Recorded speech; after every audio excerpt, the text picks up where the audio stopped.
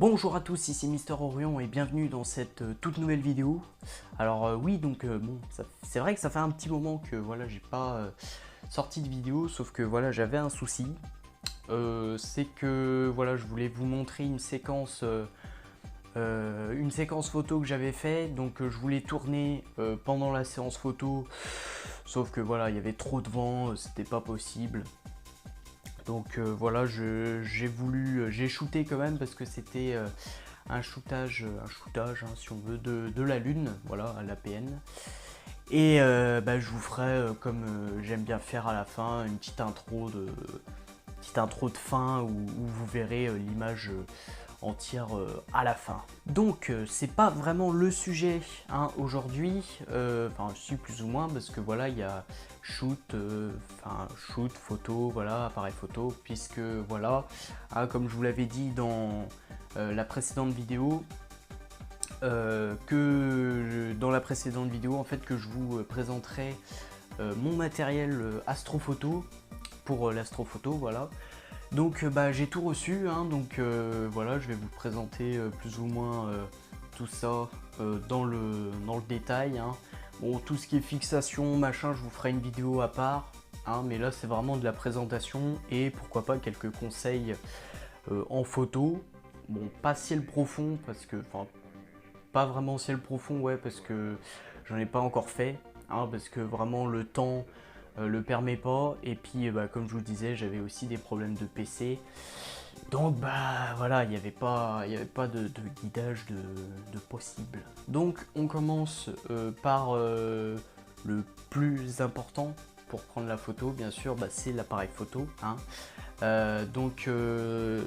Je vais pas enlever parce que j'ai pas envie de remettre tout ça, mais voilà, donc au pire je vous mettrai des images un peu partout. Donc c'est le Canon EOS 1000D, hein, comme je vous l'avais dit aussi dans la précédente vidéo que je prendrai cet appareil photo là. Donc très bon appareil photo, hein, donc franchement avec l'image que j'ai faite, franchement c'est pas mal du tout, c'est vraiment un très bon appareil photo qui est bien adapté pour le 200 sur 1000. Il peut monter à 1600 d'ISO, même si je sais que c'est pas vraiment nécessaire, hein. En ciel profond on tourne autour de 800 d'ISO, hein, après ça fait un peu trop. Donc 30 secondes de pause, comme pour tous les appareils photo. Et avec cet appareil photo là, j'ai pris du coup en plus un, comment on appelle ça, un intervallomètre. Voilà, donc je vais essayer de vous l'enlever parce que en fait je l'ai scotché au trépied. J'aurais dû virer le scotch avant la vidéo. Comme ça, hop, j'avais juste besoin de le régler depuis le scope, voilà. Donc j'ai pris un intervallomètre, voilà, pour contrôler plus ou moins l'appareil photo. Hein, donc je peux augmenter mes temps de pause, je peux aller à n'importe quel temps de pause. Je peux mettre le nombre de pauses que j'ai envie. Je peux mettre, qu'est-ce que je peux mettre encore? Oui, bon, je peux pas gérer les ISO. Hein. Les ISO, c'est vraiment dans l'APN. Donc je peux gérer, ouais, donc les temps de pause. Je peux gérer aussi l'intervalle entre les pauses, vous savez, entre le clac. Ça peut faire des petits tremblements et puis pour relancer la deuxième photo, on va éviter qu'il y ait un petit peu de tremblement. Donc vous avez une intervalle, donc vous pouvez mettre 1, 2, 3 secondes, voire plus. Hein. Mais voilà, donc c'est bon, c'est assez complexe comment dire, à manipuler au tout début. Mais bon, après, voilà, hein, quand on a la main dessus, il n'y a pas de souci. Deuxième chose assez importante dans le ciel profond, hein, surtout pour la photo ciel profond, c'est ce qu'on appelle l'autoguidage. Donc l'autoguidage, qu'est-ce que c'est hein, plus ou moins, je vais essayer de vous expliquer ça assez rapidement, j'ai pas envie que la vidéo dure 3 heures. Donc l'autoguidage, c'est simple, donc vous avez un deuxième instrument en parallèle à votre tube imageur. Donc ça peut être une lunette, voilà, qui peut être fixée sur une queue d'aronde, fixée sur les colliers, donc ici. Bon, moi en l'occurrence c'est le chercheur parce que hein, comme vous savez j'ai une NEQ5 Bluetooth, sachant que sa charge n'est pas vraiment des plus adaptées avec le 200 sur 1000. Donc bah, je le fais au chercheur, hein, et puis bah il n'y a pas de souci là-dessus, hein. Je sais que ça marche très très bien, donc je vais me fier à ça pour le moment. Donc bah, pour le chercheur, il a fallu quand même que je prenne une bague d'adaptation, hein, donc je vous montre des images comme d'habitude, que je visse au chercheur. De toute façon, je vous montre une petite vidéo, je vais vous montrer une petite vidéo vite fait pour vous montrer comment ça fonctionne, et on visse la caméra dessus, hein. Donc la caméra c'est la caméra T7M, donc la T7M qui est vraiment pour moi un des meilleurs rapports qualité-prix, j'ai envie de dire, parce que déjà hein, elle est de bonne qualité, hein, franchement il n'y a pas de plastoc cheap, hein, on peut dire ça. Et cette caméra là, niveau comment je pourrais dire ça, niveau capteur, c'est comment la sœur jumelle, si j'ai envie de dire, de l'ASI 120 de chez ZWO. Donc franchement, vous avez en fait avec la T7M, vous avez une ASI 120 pour la moitié de son prix, et franchement c'est plutôt cool. Donc le but de l'autoguidage, hein, donc on va revenir à ça, c'est que vous avez déjà un premier câble qui est relié à votre PC, donc avec le PC où il y a un logiciel qui s'appelle PHD2 Guiding, et vous avez un autre câble, donc le câble ST4 qu'on appelle ça, qui lui est relié à la monture sur le port AutoGuider. Donc en fait le but c'est que le logiciel PHD2 Guiding va se fixer sur une étoile, et le logiciel va faire en sorte que justement cette étoile ne bouge pas du champ de l'image, hein, si on peut dire ça, puisque du coup ce qui capture l'image c'est la caméra. Et en fait si le logiciel s'aperçoit que du coup il y a des erreurs périodiques sur la monture et que l'étoile commence à dériver, et bien le logiciel transmet ces informations via le câble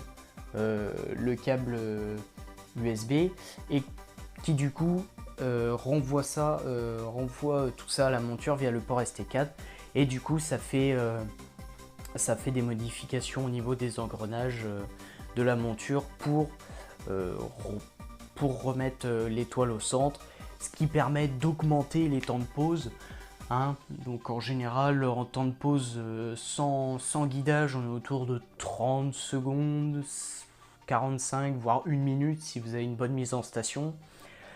Et avec le guidage, bah, vous pouvez monter à bien plus, hein. Bon, moi en l'occurrence avec une NEQ5, je pense peut-être pouvoir monter jusqu'à peut-être 5 minutes avec du guidage. Mais bon, je sais que bon, 5 minutes, vous imaginez si vous avez des traînées d'avion ou de satellites pendant votre shoot, je préfère descendre le temps de pause et faire plus d'images à la fin.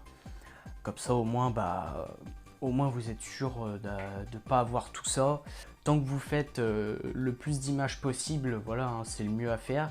Mais si vous posez 1 heure avec 5 minutes et que vous posez 1 heure avec 2 minutes 30, au final ça vous revient quasiment au même, hein. Donc voilà, ça évite aussi un max de bruit, hein. Si vous posez vraiment trop longtemps et que vous avez quand même pas mal de pollution lumineuse, voilà, donc si vous tournez autour de 2 minutes 30, 3 minutes à chaque pause, voilà, c'est pas mal. Et du coup, voilà, je ne peux être que satisfait de ce que ça pourra déjà me donner. Alors autre chose à savoir, et qui est aussi très important, hein, je crois que c'est vraiment l'un des choses vraiment les plus importants pendant la séance photo, c'est la monture, hein. Donc bon, je sais pas si vous la voyez bien, mais de toute façon vous la voyez dans mes autres vidéos. Donc c'est une NEQ5 GoTo, et donc c'est une monture équatoriale. Donc si vous n'avez pas de monture équatoriale, déjà c'est mort. Et si votre monture équatoriale n'est pas non plus motorisée, c'est mort aussi. Donc voilà, il vous faut au moins une motorisation aux 2 axes, donc c'est-à-dire à l'ascension droite et à la déclinaison, hein, pour pouvoir compenser la rotation terrestre. Voilà. Donc je dis, il vous faut au moins une motorisation en 2 axes si bien sûr vous voulez faire de l'autoguidage. Hein. Si vous voulez juste un simple suivi et que vous voulez pas vous emmerder à faire du guidage, un simple moteur d'ascension droite suffit. Mais bon, va falloir s'appliquer sur la mise en station. Et comme je disais du coup, bien sûr si vous voulez autoguider, donc motorisation aux 2 axes, avec bien sûr la fameuse raquette rouge, hein, vous savez la raquette rouge de commande comme celle-ci, qui vous permettra d'avoir le port ST4, donc c'est-à-dire de connecter la caméra à la raquette, voilà, donc pour pouvoir autoguider. Mais voilà, moi ce que je conseille le plus, c'est vraiment d'avoir une monture GoTo, hein, parce que les montures GoTo, je trouve que en fait niveau câblage ça passe mieux, parce que je sais pas si vous avez remarqué, mais le câblage de la double motorisation, les câbles sont vraiment extrêmement fins, donc je pense, ouais, pour moi le passage des ondes électriques, hein, on peut dire ça comme ça, ne doit pas vraiment des mieux passer, et puis la connectique doit être bien meilleure avec une monture GoTo. Et puis avec une monture GoTo, bah, vous avez une télécommande, donc vous pouvez vraiment contrôler votre télescope comme vous voulez. Hein, donc franchement, je trouve ça vraiment très très pratique. Vous pouvez faire tout ce que vous voulez avec le scope. Hein. Et puis ce qui est bien, c'est que quand on ne connaît pas non plus par cœur sa monture, enfin sa monture, pardon, sa carte du ciel, voilà, je dis n'importe quoi, ça doit être le bruit de la monture qui me perturbe. C'est que vous avez plein d'objets qui sont intitulés dedans, donc par exemple vous voulez mettre M42, vous mettez M42, il va tout seul dessus. Mais bien sûr si vous avez fait une bonne mise en station, hein, sinon il va partir à l'autre bout au lieu d'aller sur M42. Voilà. Donc c'est vraiment le truc que je peux vous conseiller, c'est d'avoir vraiment, si vous pouvez, si vous avez le budget pour, prenez une monture GoTo. C'est vraiment beaucoup plus chouette et beaucoup plus pratique qu'une simple monture à double motorisation. Voilà, même si je ne dis pas, hein, il y en a qui font de très bons trucs, de très bonnes photos, hein, avec de la double motorisation. Voilà. Donc, mes chers amis astro, donc ça va être bientôt, non, c'est pas bientôt, c'est la fin de cette vidéo. Voilà, donc j'espère qu'elle vous aura plu. Donc si c'est le cas, laissez un like et puis abonnez-vous pour plus de contenu. Hein, donc moi du coup je vous laisse sur la petite intro de fin comme j'aime bien faire, hein, sur plus ou moins la séance photo pour shooter la lune. Voilà, donc j'ai fait plusieurs images que j'ai ensuite empilées sur AutoStacker, Registax et tout ça. Donc c'est des logiciels sur PC. Comme j'ai un nouveau PC maintenant, je peux faire du traitement d'image et tout ça. Voilà, donc trêve de bavardage encore, hein, parce que j'arrête pas de parler, c'est vraiment chiant. Donc moi je vous laisse sur l'intro de fin de la lune. Et puis en attendant, moi je vous souhaite un bon bourrage de ciel à vous. Allez, ciao!